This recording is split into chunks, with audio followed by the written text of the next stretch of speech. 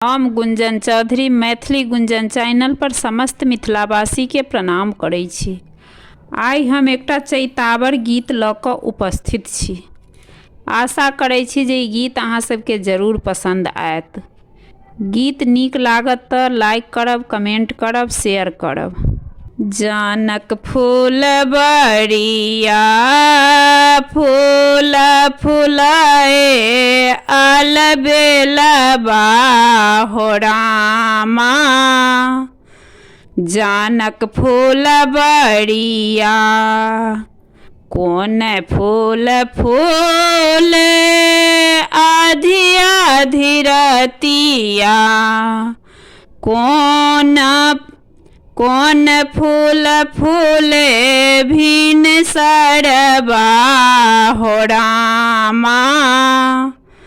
जानक फूलबरिया कौन फूल फूले भिन सरबा हो रामा। जानक फूलबरिया बेली फूल फूले रामा आधी आधी रतिया। बेली फूल फूले भिनु सरबा हो रामा। जानक फूलबरिया बेली फूल फूले भिनु सरबा हो रामा।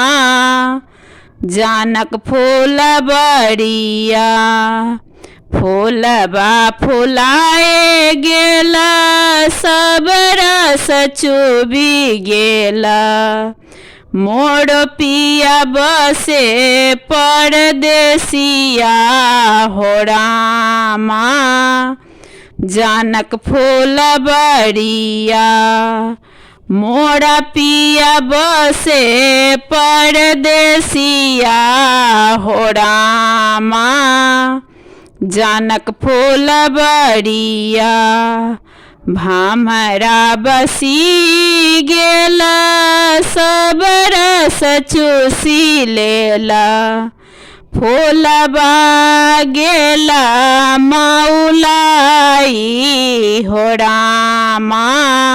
जानक फूलबरिया फूलबा गेला मौलाई हो रामा। जानक फूलबरिया रसिका पिया बिनु कोन रहब। पिया आएला निज घरबा हो रामा।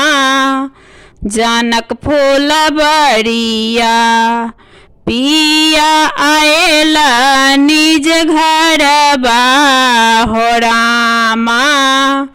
जानक फूलबरिया।